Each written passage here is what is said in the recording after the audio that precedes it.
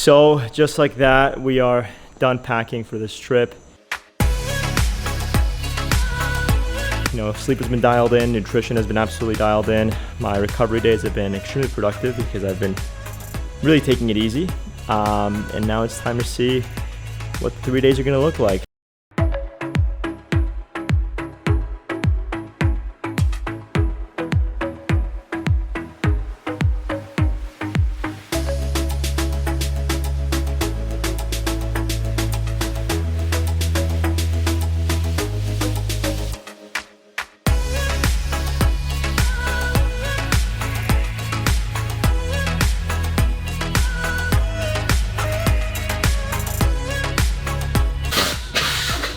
Is essentially that. Once this one's loaded to the first.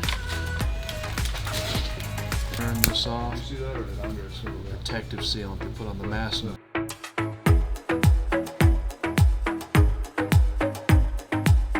is part of the video. Simple sugars, simple sugars. Hello, how's it going? Thank you for helping us. Of course. What's your name? My name's Molly. Molly, you're gonna be in our YouTube video.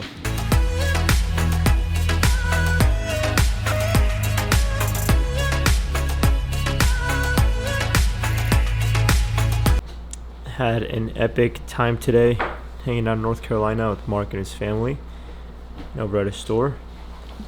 Now, this is the night before we go diving tomorrow, so I'm hydrating, plenty of water, even if it means waking up in the middle of the night to use the restroom.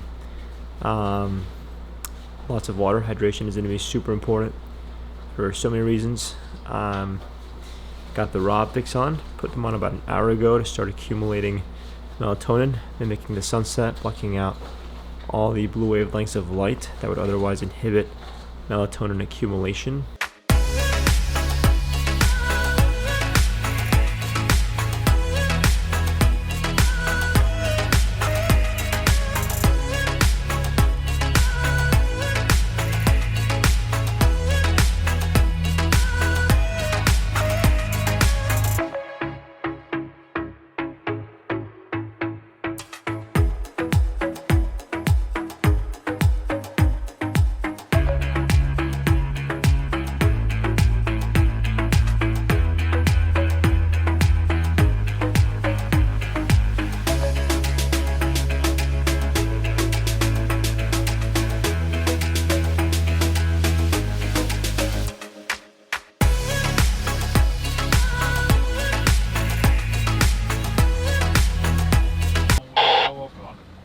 So he's going to bring the hoist down. It's like super cool. You're going to stay on the bow. 1% time. So guys, what we need to do.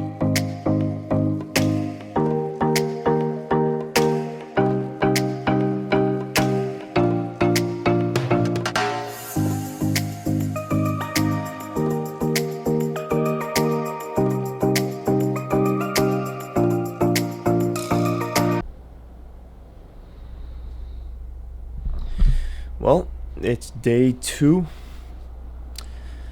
Got some great sleep, honestly. I am pretty tired. Alright, so here I am meditating, doing some applied breath work to increase that parasympathetic activity, increase my HRV, get the heart rate down before I prepare to dive. As soon as I get in the water on the first dive, boom, there are the APs. Try not to get schooled. It's easy to get mesmerized by all the fish and miss your chance at a good shot. As soon as I shoot the fish, line is wrapped, and I immediately call for Mark. I'm on the surface calling for Mark, looking for him. I can't see him anywhere. And I look down in the water, and he's already there, helping me unwrap that line. That is 10 out of 10 dive buddy skill. I mean, that's exactly what you want out of your dive buddy. You want them to be proactive, you want them to be prepared, and yeah, I mean, this guy is just on another level. Not easy, huh? He fixed that up, and boom, now I am officially fighting the fish. I got the chance to take a couple breaths. Little knuckle touch there. Boom. It's that easy, guys. Getting the gun out of the way, keeping some tension on the fish, and I'm swimming towards the current so that you get a little bit of an advantage as you pull the line towards you. Maintain some good tension. The first thing that you want to do here when you have a big fish like this, first thing you want to focus on, as you can tell, is the line management. I mean, it can really get messy. That right there, that wrap around the fin, it could have been a huge problem. Got it unwrapped. Maintaining some tension. You can see the shark band there. You'll see in just a moment why that's helpful. Super sharky spot. Super sharky. It's my first time ever diving with that shark band thing. Alright, let's see. So what you want to do is you want to manage the line, and you want to get your hands on the fish's head and tail. Boom, grab the tail, and then you want to get the gills to control the head. Boom, there are the sharks. Yeah, it's no joke, guys. These sharks are feisty. They look small with the fisheye effect of the GoPro, but these were some sizable sharks. Very aggressive sharks. My dad was surrounded by 6 of them when he was dealing with an emergency. And he had no knife, nothing to defend himself. Just a bleeding fish as he was floating away. I'm calling over the boat. Getting the fish in there as soon as possible. There's Dad.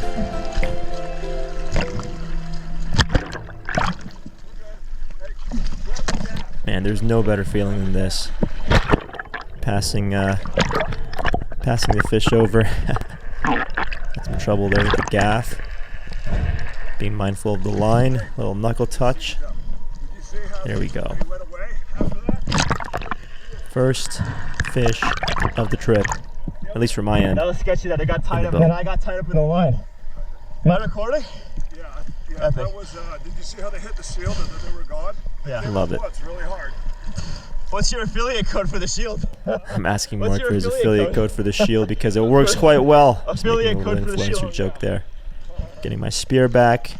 Time to reload, prepare for the next dive. It's crazy, they were right there. Let's go do another drift. Turn the shield on.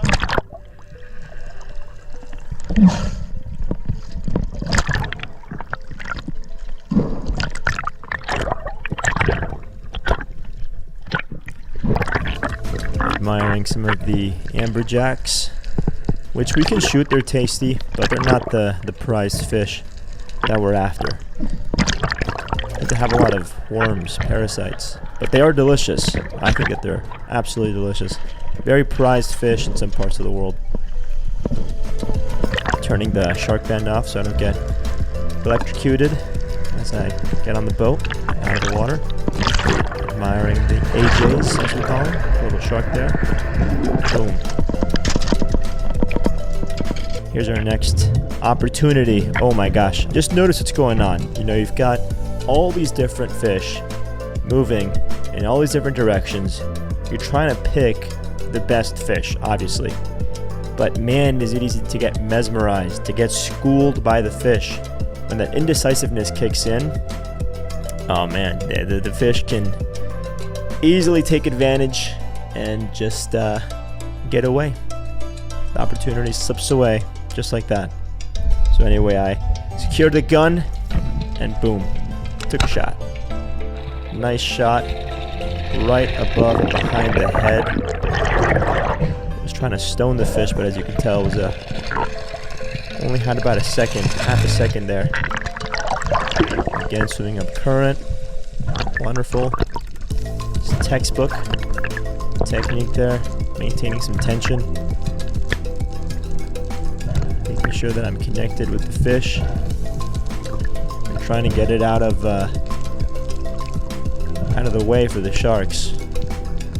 Trying to get that up quickly, but if you pull too hard and too fast, you're not managing the tension well. The fish can rip off. These fish in particular have very lean, soft skin, so it's not uncommon to rip off. And those shark bands were a pain. They were helpful, but you know, diving with them for the first time, something to get used to.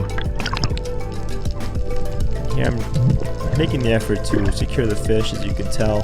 Just getting ready to grab that tail. So, you know, while I'm managing the line and bringing the fish up, I'm catching my breath, being mindful that the fish could drag me down at any point in time, could duck me below the surface, 10, 20 feet. shark could come and eat it and pull me down with it if it's connected to the line. So I'm just being mindful of all this, trying to calm down, regulate my nervous system as this is all taking place. And you have to let the fish go sometimes. Not as in let the fish free, but sometimes you gotta let the fish swim. Otherwise there's too much tension and you break off. So it's about applying the right amount of pressure. As you can tell, there's a shark there, and I'm still almost hit Mark. Oh my gosh, look at that. There's a shark there, and I'm still taking my time, staying calm, staying present, being mindful. Calling the guys over with the boat.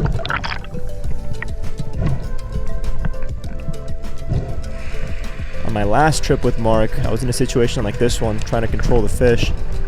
Took my knife out to brain the fish, you know, to kill it, and believe it or not, the fish shook its head. I missed, and I ended up stabbing myself in the arm. And I was there in the frying pan tower. I was about 30, 50 miles offshore to get on the boat, put a tourniquet on.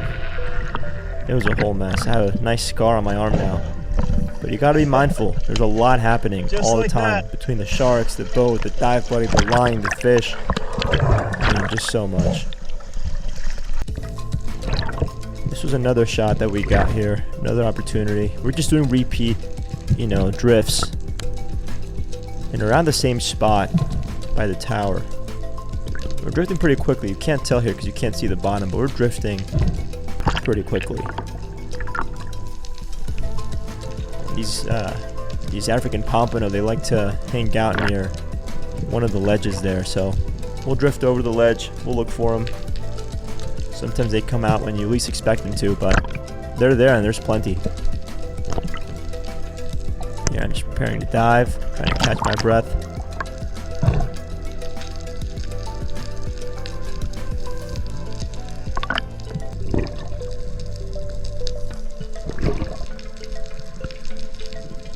Can't tell, but I'm really focused on my breath right now.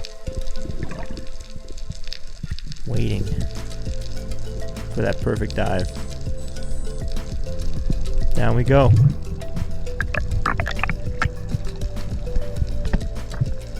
Typically I keep my head down longer. I don't look around until a little later, but you know, these fish tend to hang out in the mid-water column, so sometimes you want to look around early. It's not as hydrodynamic, but it works. Boom, there's a nice African pompano right there, and I thought I had the shot lined up, but boom, no shot. Not this time. Sometimes you miss, can't win them all. And plus, another line wrap. Gotta figure that out. Could've been bad.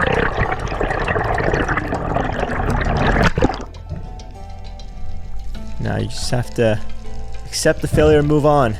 Gotta reel it all in, reload, prepare for the next one. Beautiful guns. Beautiful, beautiful handmade guns by Mark La Bochetta.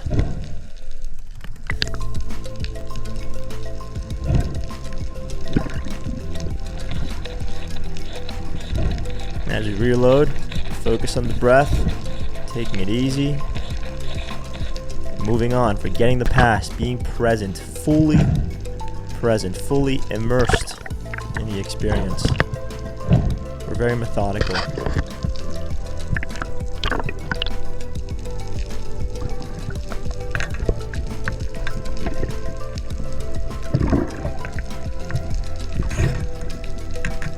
Sometimes it can be a little bit of a pain to reload. You have a hybrid gun with a semi-enclosed track. Well, this one is, I guess it's an open track. I was borrowing Mark's gun here, but mine is a hybrid, so. Another little shark there, checking us out. Curious. You know, sometimes you're reloading and the fish will just swim on by and, oh man, you want to rush it, but at the same time, you want to make sure that when you go down on that fish, and you've got enough oxygen and low levels of CO2 so you can be prepared in case something happens or in case you got to chase the fish down underwater. can't rush this process. Very methodical, very much taking our time, being mindful of our well-being, our safety, and that of our dive buddies, because we have to be ready to help them out too. Anything can happen when you're out in the middle of the ocean hunting for fish. Boom. Spear is secure. Time to load the bands. All those cable rows in the gym are pulling off. It's not easy to load the bands sometimes, you know. 6, 7, 8 hours diving. I can't believe I missed the shot. You're exhausted. Gotta do reload after reload.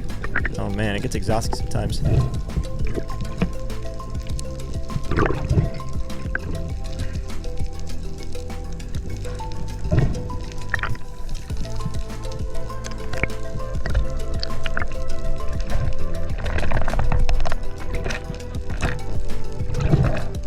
What's that? Look at all the potential energy.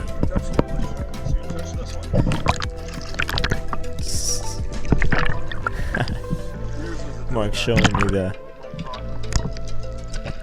shock, the shark band. Am I recording? Time for the next spot. Yeah.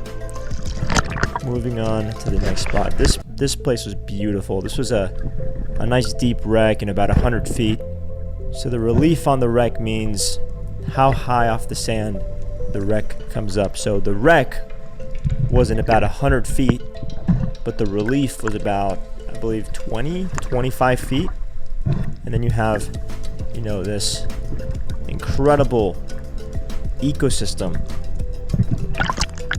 situated within, above, and around that wreck. I mean, there were just so many different species of fish. Here, I noticed out of the corner of my eye some APs. Notice their silhouettes. I went down, boom, perfect shot. Oh man, just a beautiful shot. And there is, oh man, spear fisherman, you really can't get a better sight than that. It doesn't get better than that. Watching a float sail on the surface of the water, you know you got a nice big fish on. So this is a breakaway setup. So, you know, before I was using just a standard, you know, setup where basically I had the fish on the reel. Papa. So I was directly connected to the fish with the gun.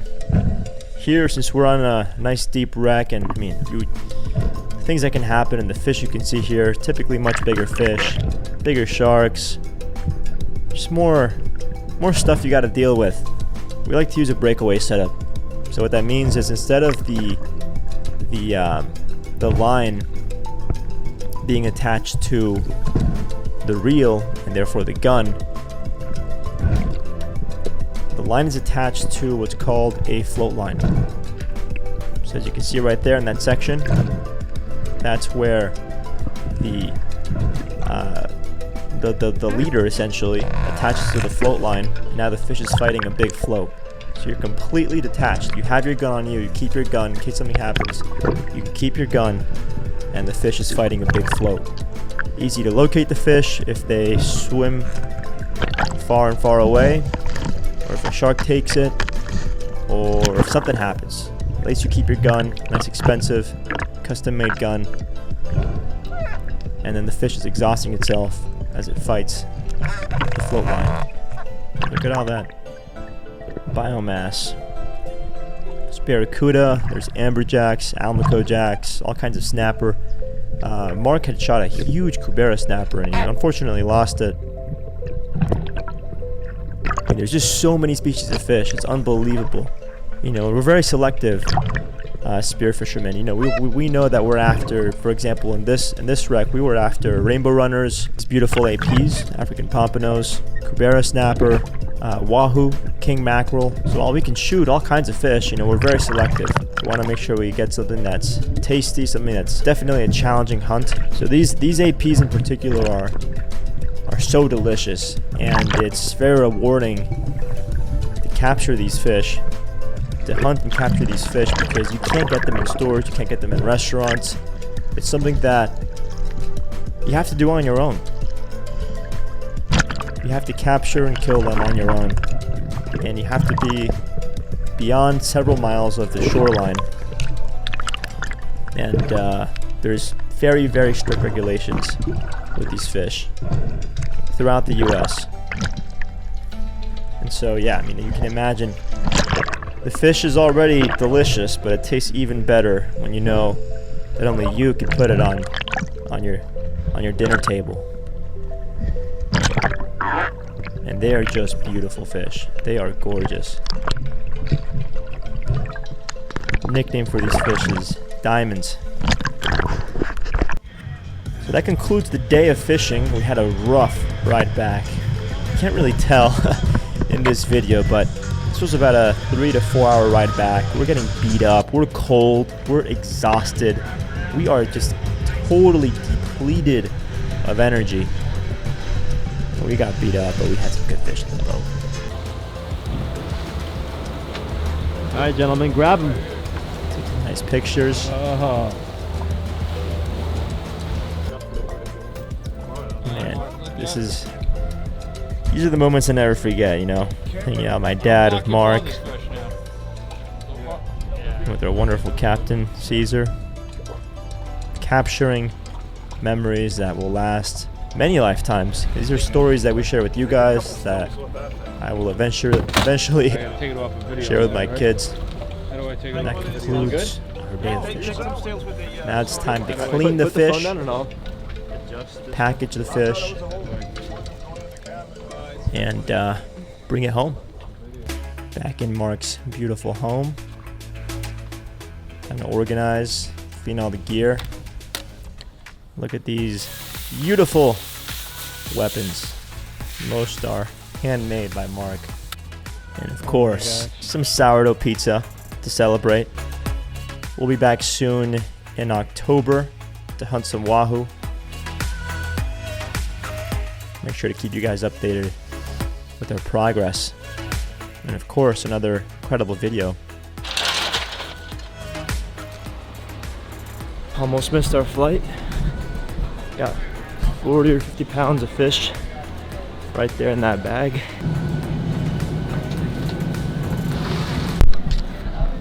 We're back. This bag is heavy as shit. Good problems to have.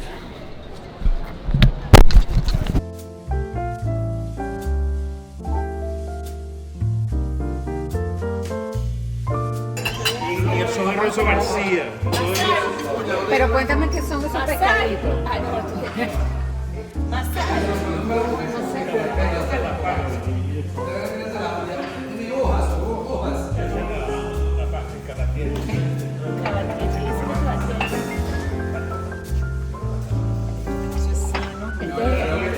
Esto es hecho por el pescado por él. Esto le falta sal. Ay, carajo, me quemé.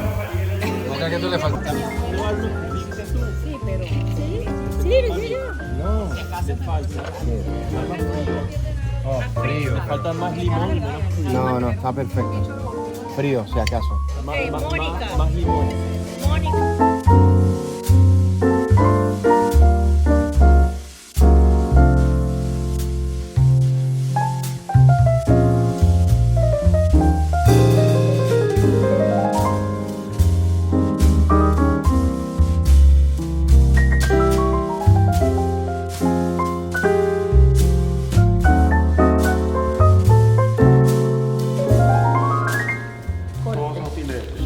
La única que tenía pedacitos chiquitos de eso.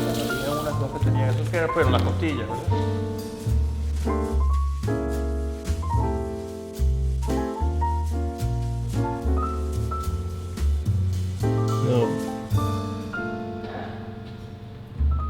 Taniki.